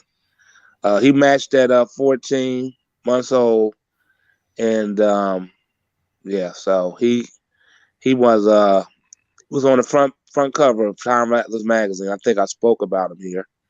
So Morris's Grand Champion Hammer. I want to say was a MACHOBUCK that was a champion also before he was 2, right? Yeah, MACHOBUCK started early. MACHOBUCK started at like 14 months as well, and was like a grand champion then before he was 2. He was running through some shit, so I don't know who he was going into, but I'm sure it was all proven match. But I'm just saying, me personally, I just asked a logical shit. I wish somebody would bring a 14-month puppy in front of me. That's all I could have said. That's all I could say. I mean, if you just look at yourself, and this is the guys honest truth. Most of the guys on this panel are grown ass men. You at 16, 15, 16 years old against you at 28 years old, you would beat the fuck out of you. Yeah, no contest. Okay, it's not even a contest. I don't give a fuck how bad you think you were at 15 years old. You couldn't beat a good 15-year-old motherfucker at that age. So to think you're going to beat a sorry ass 28, he ain't got to be that bad. He just ain't a punk and going to die fighting your ass. He most likely is going to kick your ass. Now, when we start talking about an elite 28-year-old seasoned killer, your ass is history. So I never can understand how people take a goddamn puppy and go into the open. That's why I don't understand how you can be open to the world, because this world is big and it's got a lot of big bad goddamn wolves in the woods. You come out in them fucking woods with a damn puppy against shit. Just look at lions and tigers and bears. Which one of them young motherfuckers going to fuck with a seasoned goddamn alpha male leading they pack? Ain't none of them want none of that work. They wait for that bitch to get old and try that motherfucker. Right. I'm talking about over the hill, not in a prime, because an in prime killer is a killer. You know, so I'ma just say this. I would never recommend that bullshit to nobody, because most of the people even let you take, I don't care how bad that damn puppy look, because that's what he is. He could be a mature puppy. But believe me, you take that motherfucker to a certain place, that puppy will be looking for mommy or daddy to get his ass about, because he's coming out. Okay, I'm just want to say that in case anybody gets that shit where if so-and-so could take it. That's why it ain't a whole lot of so-and-sos out there that went out at 14 months, because most people that have ruined so many dogs, which I've ruined a many, and I'm sure a lot of us who've been in the game have, fucking up what we call young dogs. And a 14-month-old puppy is a young fucking dog, okay? Yeah. So I just want that out there. That's not, Yeah. Good word, Bach. It's true. You're welcome. I agree. Right. Yeah. And one thing real quick. Sorry. Salutes to you, Brother Walt, and tell sis that's a definite. Just want to say it. I'm sorry. Go ahead. Oh, yeah, I was going to agree with you, man. I think that I was going to say the same thing. So many, for people always talking about the few dogs that went out young and were successful, think about all the dogs that went out young and got ruined. They could have been great dogs, you know what I'm saying? And could have been good, could have been solid, you know, got ruined early. You know what I mean? Just they look good in doing the backyard boogie, and then you take them out there and they wasn't ready. Wasn't ready. Yeah, most old timers in my time, they would tell you, I'll take any 3-year-old against a 2-year-old any day of the week, man. Just on the maturity thing, you know. It's a kid going against an adult, and like Bach said, who's going to win most of the time? You know, those exceptions, that's all they are, exceptions, and depending on the competition too, you know. But once you get up there, you can't pull shit like that. I don't remember anybody. I know some first time out they would do them at 20 months or, you know, 22 months, 24 months like that, but not no, you know, 13, 14-year-olds like that. I don't want to be encouraging people that, you know, don't do that, you know, for you that live outside the country. No. And if we could, one other thing, I'm sorry to be butting, if I could, Brother Garcia, while on what you just said. Now, also, you have Bolio, you have Red Boy dogs that are what we call hot starting bloodlines. They are not the average to an Eli dog, for instance. An Eli dog, for me, is a 3-year-old dog ready to go hunt. Anything under that, you are taking a real chance, because when that motherfucker goes in the woods and get a seasoned hog that want to play with his fucking muzzle, he's in trouble most times. When he wants to be on that head and it takes him to a frustrating place, a lot of times is where they be like, fuck it. But when they get to 3, it's a different ball game. Okay, but now that Red Boy Bolio dog, those dogs are the ones that can get away at the 20 months, the 22 months. And you can see them win a lot of races because their maturity level is like that in women and men. Men and women are not the same maturity. A little girl is thinking about babies while we thinking about grinding on the pussy. She wants to dig inside. Okay? Her whole mind frame is different than the male. But most of us men became sexually active because the little girls brought us into it. Young boys and said, this is what we should be playing house. Fuck you out there playing with trucks with your friend. You need to be the doctor and I'm the nurse. Let's get something going.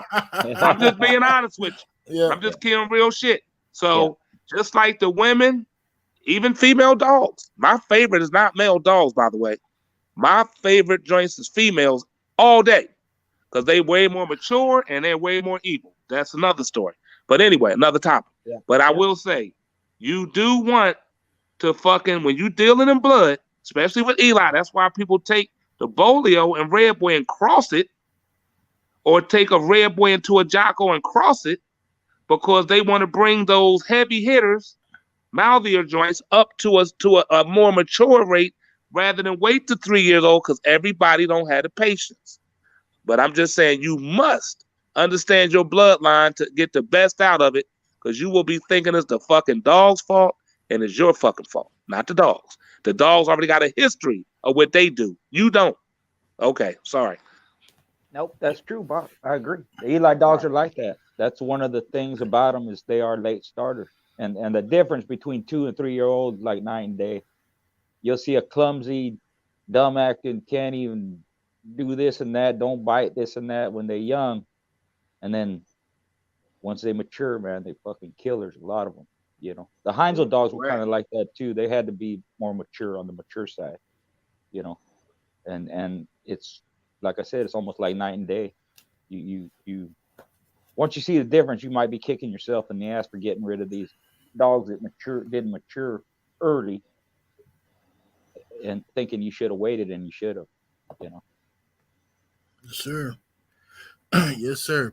Got a good question coming up next here. This question says, as the demographic of the sport has changed in the United States, why are sporting men of the past held in such high regard, while sporting men of today are associated with inferior character, inferior bulldog IQ, and inferior K9 athletes? I know what he's talking about. he's hinting at something.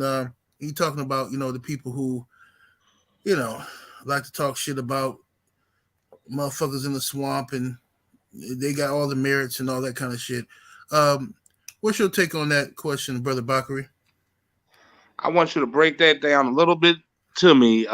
What you saying? This person's hinting. Say that to me one more time so I can make sure I'm on the right. Well, he's talking about.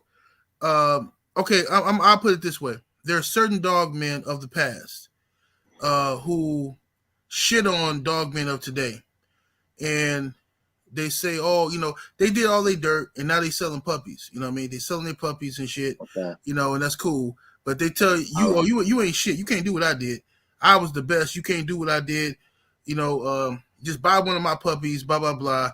You know, your situation is all fucked up. The game has changed.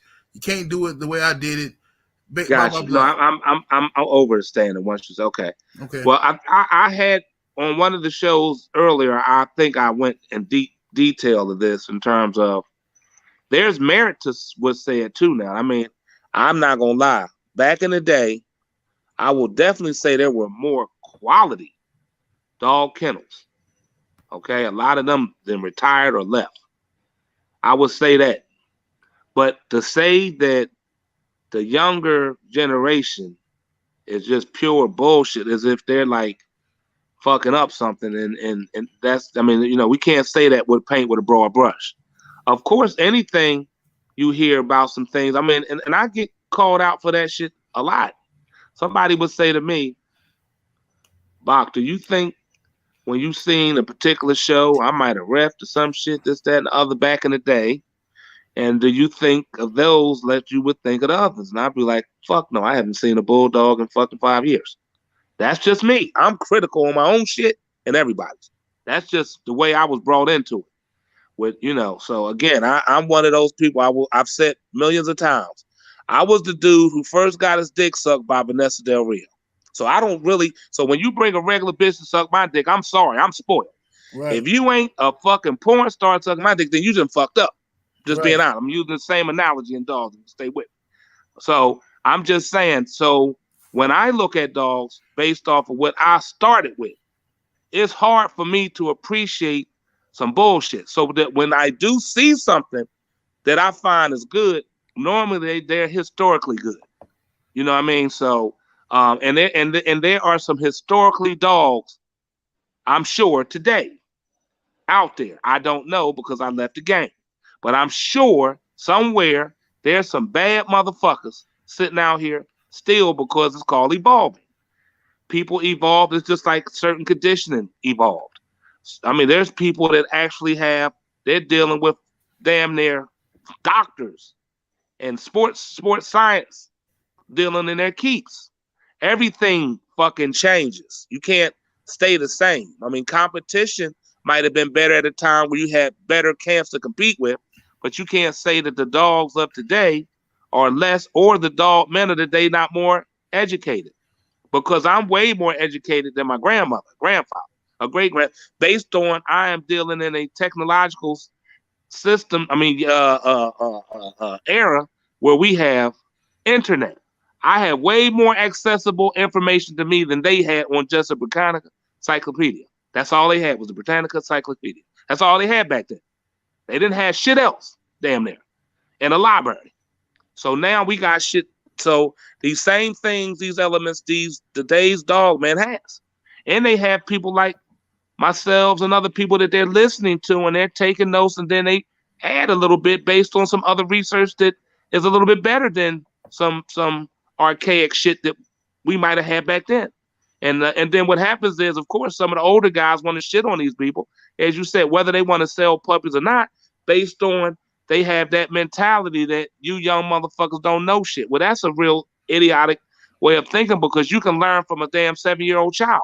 But as long as you believe that 7-year-old child can't teach you nothing, then your old ass is tunnel vision into believing you know it all. And we know in this whole world we know very little of anything, regardless what the fuck the subject matter is.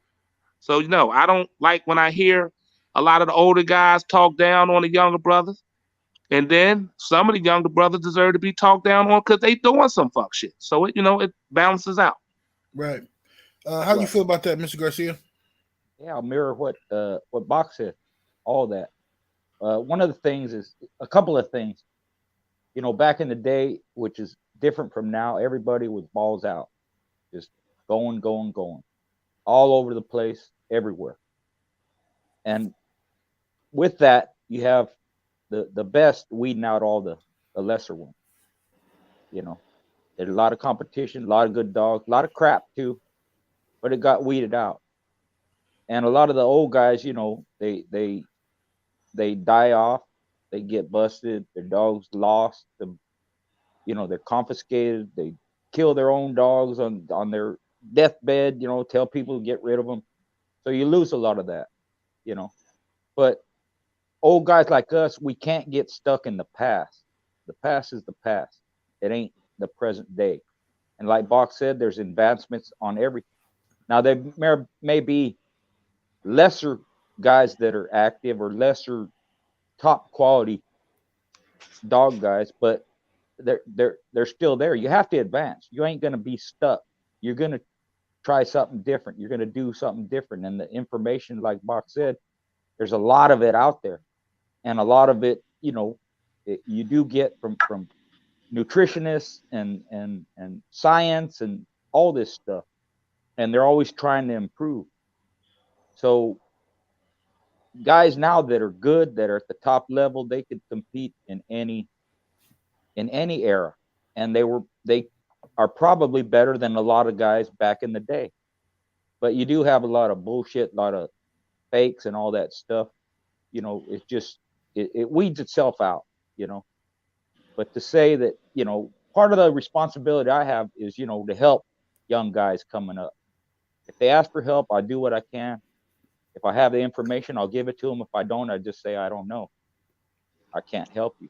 And anyone who's dedicated, even now, you're going to be good at it. There's no doubt. If you ain't dedicated, if you don't love the breed, you don't all that, then you just, you know, you're going to peddle dogs and you're going to have some bullshit and all that, which has always been around even back in the day. Look at the old ads. They have same shit. People calling people out. This guy's a fake and he's a liar and he don't do shit, you know. So that there's just more of it today. More dogs, you know, more shitty dogs, and I would say probably more good ones too. You know, it just depends on who has them and what they do with them. So I think Bach said it best. Yes, when you go back and rewatch this video, just pay attention to what he said. He made a lot of sense. Thank you, brother. Sure, brother. Hey, Ram, did you hear the question? You want me to repeat it? Yeah, repeat it, bro. My daughter had called me, man. Okay, you gonna love this question, Ram. All right, the brother says, he asked the question. He says, as the demographic of this sport has changed in the United States, why are sporting men of the past held to such high regard, while sporting men of today are associated with inferior character, inferior bulldog IQ, inferior canine athletes? And what he's talking about, I know what he's talking about. You know, it seems like a lot of guys, older dog men who do interviews and stuff, they shit all over today. You know, everything was great when they was doing it, but today it suck. It's trash. You got these new people in here, and then they sneak this. They be saying little shit that's borderline fucking racist, if you want to know the truth. You know, or, you know, people from, you know, different communities and not my type. The swamps and yeah, all the that swamp. old bullshit. All right, so you know where I'm going. The swamp, all that kind of shit. Yeah, swamp, nigga. This is my favorite song. Do you feel me? What's your take on it, bro? Well, you know, the dog man of today is a different skin tone than it was of yesteryear. It's more black and brown that's successful with it. That's one thing. And another thing is, oh, motherfuckers just be hating, bro. You know, motherfuckers like shit how it was back then, and because it ain't like that now, it fucking sucks, you know? I honestly think the dogs are better, and the bullshit people are even better at bullshit. You feel me? Everything got better with the dogs. That's my take on that, bro. Motherfuckers be hating because they ain't got the bag and they can't do the dance. It ain't my fucking fault. Get hip or fucking get on, get out the way. Much as I like to rap and shit, I let the young homies get on it, man. It's y'all time to shine. You know, that's past me. I can still out rap them motherfuckers, but who am I to do that? You know, I've been had my time and I out rapping motherfuckers dead. Now it's y'all turn to do it. Shit, I ain't got no problem getting out the way because that ain't my lane no more. You feel me? I'm racing cars and building engines and shit now. Y'all have at it. So them my two takes on it. The people who got them that successful ain't the color that they used to be. So, you know, that's going to make it suck. And then the motherfucking old people who just fucking be garbage sometime, bro. You know, I ain't going to be that type of OG. I like to see the next generation pass up what I was doing. You feel me? Yes, that sir. means the game is getting better. That is my trill spill on that, cuzzo. Yes, sir. And salute to Popcorn Sutton back in that super chat showing love. He says, Bakri with the facts. Thank you. You're welcome, brother. And I want to say this, man. I don't think I ever said this.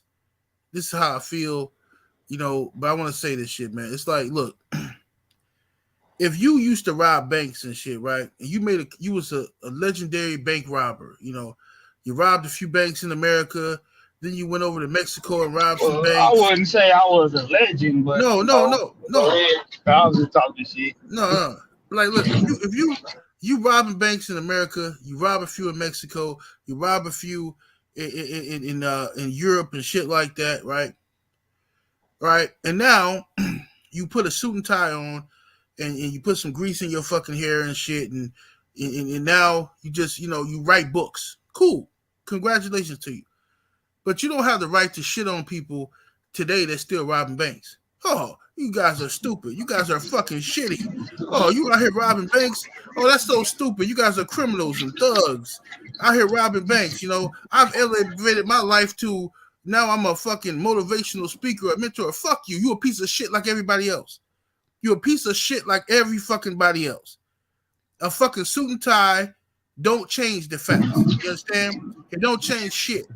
And that's how I feel about it. I'm tired of people coming out here doing dirt. You done made your whole living off of doing dirt, and then you shit on people that haven't made it outside of that yet, or they still doing that for whatever reason they're doing it. That's just how I feel about it. Yeah. You know what I mean? It's a lot That's of the dope fiend that found religion. You feel me? You find religion, but you've been smoking dope since they invented cooking up dope. Fuck out of here. Yeah, been smoking dope since it was bass and shit. Bass. Motherfucker smoke bass. Yeah. You know what I mean? Hell yeah. Bass burnt up JoJo Dancer, motherfucker. Yeah, you know, Manny Williams in the super chat, much love and much appreciation. He says, "Is it okay? Smack hound on the butt, huh? What you talking about? Yeah, you smack your hound on the butt, man. Nothing wrong with that. What you talking about? I mean, it depends on what you mean by that. What you mean, like just to hit it if it's acting up or something? You know, I don't know. Peter might be watching. You know how them people is. Them people crazy. Them people think you supposed to let the dog lay and eat 5-course meals with you and shit. That motherfucker made me hang up, bro. Hell no, I don't care to smack your dog on the butt. What you say? I think he's talking about discipline. I think he's talking about discipline. Yeah, you smack your woman on the butt all day. Yeah, I think he's talking about discipline. That's what I'm assuming. Yeah, discipline. You know, I ain't gonna talk about discipline on the show, unfortunately, because discipline in your dog, man. That conversation is worse than historical dog fighting.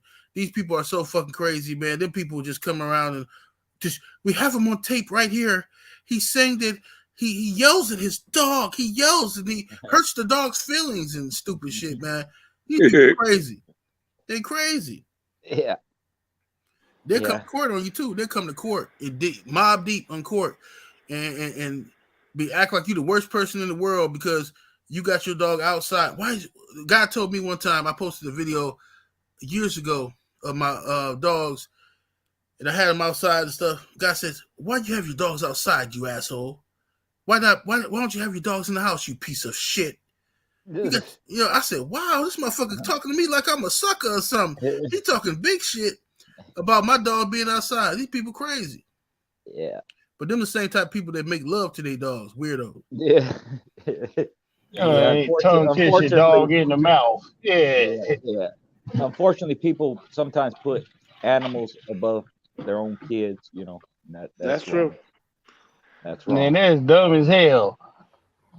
That's fucking ridiculous. It's motherfuckers I don't like that I wouldn't put a dog over. Like, come on now, man. Yeah. Mm-hmm. Well, I hate to say that, and I'm not trying to be racist when I'm saying it, but that's normally white people put the dogs over them. Black people and people of color do not give a fuck about most dogs. I'm just being honest. Hey, I'm just. Let's just keep it 100, bro. Let's keep it 100. Hey, there's not one black motherfucker working probably at PETA except for one Michael Vick. Okay, so there you go. And that's because he got to. He ain't got to do shit. He's been trying to just goddamn play more football. But anyway, they wouldn't have had me play for PETA after you took fucking $125 million of my dollars. I'd be still say fuck you and all you motherfuckers. But anyway, I'm not saying the motherfucker have to do with it, but most of that shit, I'm just saying. I'm not saying black people don't love their dogs and Hispanics don't love their dogs, because we do, but we don't put the motherfuckers above real humans in the fucking house. We just don't do that. Let's just put that on record, bro. Hey, Bach is a real OG. Because Bach just said what he said. He said what he feel. He ain't got time to play no games. No, because I'm saying what somebody might want to say, and I really don't give a fuck. So I mean, seriously, I don't give a fuck about what most people think to begin with. So I'm not gonna sit up here and pretend. We know who the fuck we talking about. Hell yeah, that's how the OGs was when I was locked up. Them young guys be on the phone. They on the phone at 9 o'clock at night before we got locked in. They trying to call the girl, she ain't answering, and they said, "Man, my girl ain't answering." OG say, "Cause she fucking somebody or sucking their dick." Exactly. Yeah, mine was. I can tell you that when I was in the motherfucker, that's what the fuck mine was doing. But anyway, that's I didn't even call there to know if she was on ride another motherfucker's dick somewhere. So I didn't even need to call that, talk to her at all. But anyway, that's another topic. Yes, sir. Salute to the homie Meredith Campbell in that super chat showing love. Appreciate the love. He says, "I talk." Oh man. Oh yeah, we ain't gonna talk about that, brother. Salute to you, Meredith Campbell, though. We ain't gonna talk about that. Because them people call the police on people and stuff. They be calling the police on people. Popcorn Sutton back in that super chat. Much love and much appreciation. Yeah, much love. And I have to say much love to Brother Popcorn. I see all what you're saying, baby. I appreciate the love from all the panel that likes, a little realness. I appreciate the love. And everybody on this panel, by the way, is keeping it real. I'm just saying that. Not just me. Yes, sir. Yes, sir. Jimmy Mack back in that super chat showing love. Salute, homie. I appreciate y'all's support, man. This is amazing. Amazing support, man. I remember back when I first started doing this show, I was like, man, I just, all I want is like 100 dog men in the chat listening to this show. I feel like it's a success. Right. You know what I'm saying? Right. And now these videos be going bananas. You know what I'm saying? These videos go crazy. We love it. We love it, bro. We love it. Yes, sir. Hoodmaker TV in the super chat. Much love and much appreciation. He says, is it normal for a female to be so submissive to me? A female pup to be too submissive to me? I don't know what it means. I don't understand either, brother. Why don't you you don't have to leave it in the super chat. Leave it in the chat. Elaborate on what you mean, family. Is it normal for a female pup to be so submissive to me? Well, I mean, if I can answer that one on a hookup, I mean, I don't know of any female that is not submissive to a true male. Now, it gets funky when we say true male. A true male, whether it be an alpha or beta, the only reason a female won't be submissive to a male is when the male does not show enough dominant traits that a female has to be submissive to, which she will then take, just like we have in a household. Most of the people say we can't handle a black woman because she's too strong-headed and this, that. No. If she got a motherfucker in the house ain't paying the bills and fucking her properly, so she's like, fuck it. I'm going to take control and do the shit right and do my thing because I'm not getting it done right with the man that's here. But most men, she won't argue back with or nothing if he's taking care of shit and he's a true male in the house. Just being honest. So it's the same shit when any female sees a man, she's already ready to be submissive. She doesn't want to be argumentative most times. It's only argumentative to a man that's not showing dominant traits. Also, while I'm on that, a male will also bow down to a true alpha leader male, which we already know in the dog community, that's what they do anyway. They will fall right in line to one that shows true leadership. So if a man can fall in line for another male, then it's very easy for a female who's created to be submissive to a male. So that's that. Yes, sir. And, we got a question here that says, can you get a high peak by hand walking? And if so, how do it take? Well, how long does it take? And how long should the walks be? Mr. Garcia, can you get a high peak in conditioning from hand walking? Hand walking is very difficult because to get a high peak, you have to have a high heart rate and breathing. And you know, if you have a dog that walks beside you, no. If you have a dog that just move along, no. It helps if you have a dog that pulls all the time, you know.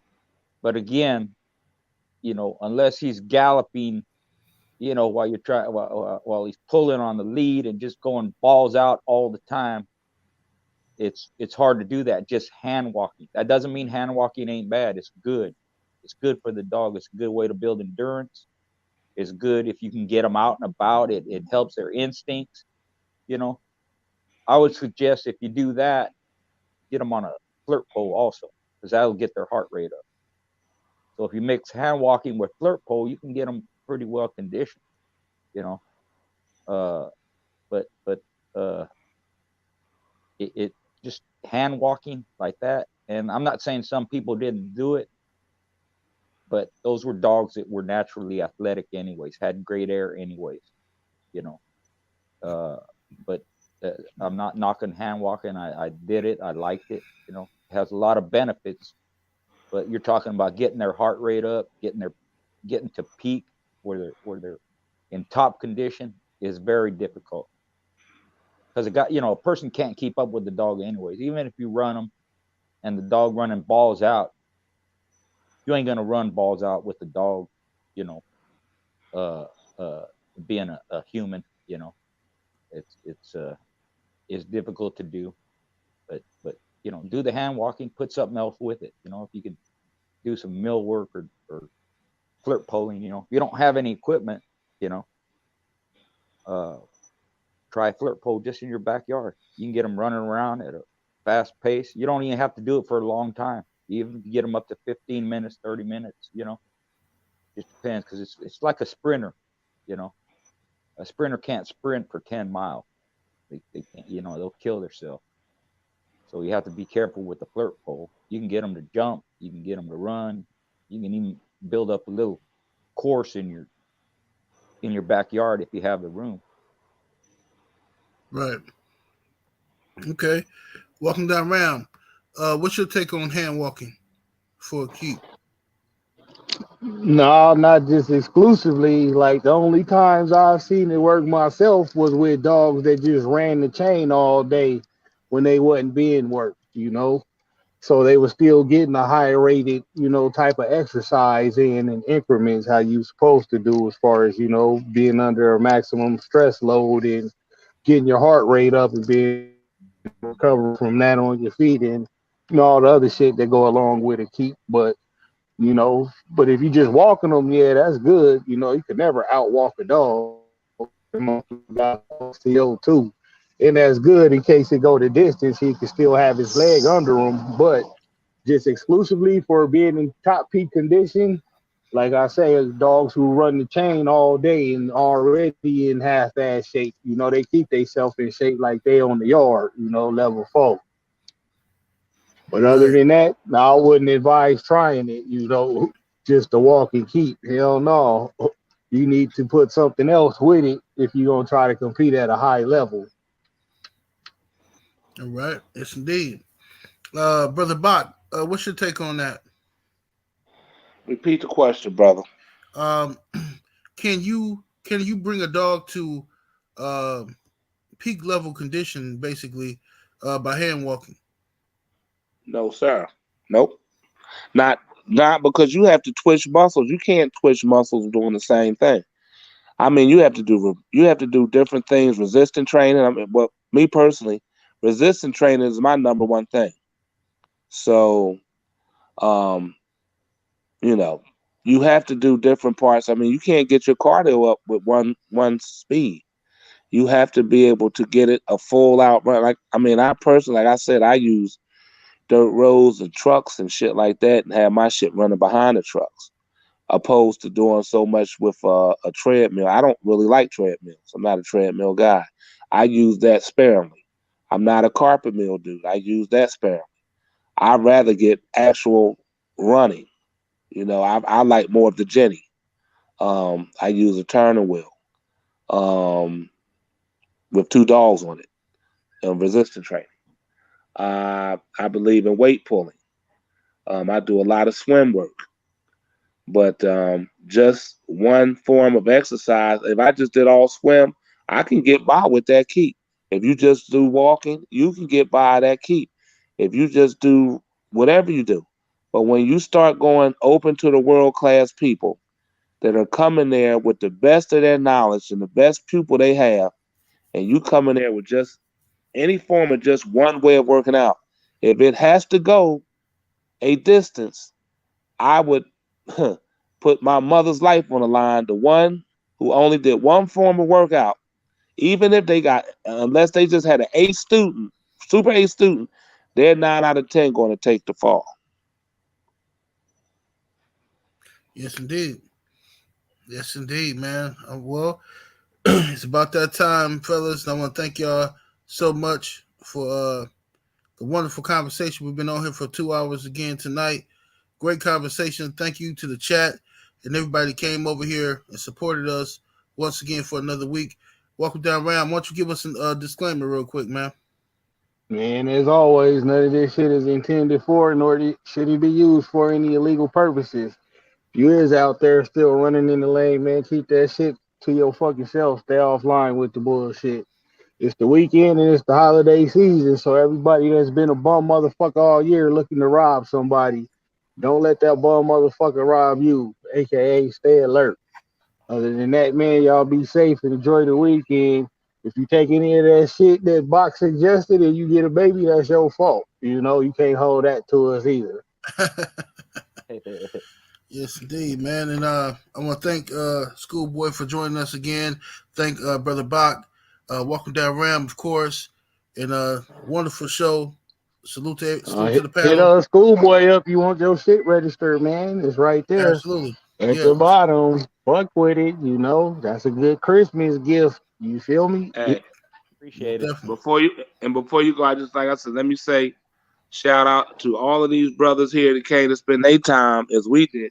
We like it just as much as the people who come here. So without you guys coming, there's no reason for us to have it. So I thank all of the brothers, and I want to, to Brother Popcorn, brother Walt William, brother the Mac is here. Like I said, Bert, much love, and Hams, and different people here that have talked. And Homie Imran, Dog yeah, Man Jimmy RT. Mack, brother Jimmy Mack.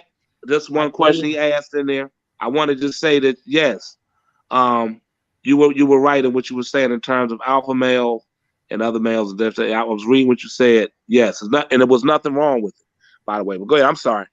That was it. No, all good, brother. Yeah. Make sure y'all hit Schoolboy up on Facebook Messenger and sign up to get your dog's door registered through his registry. Go ahead and do that. Thank you. Peace, everybody. Thanks for showing up. All right, y'all. We'll see y'all next week, man. Next Friday. Peace. Peace, bro.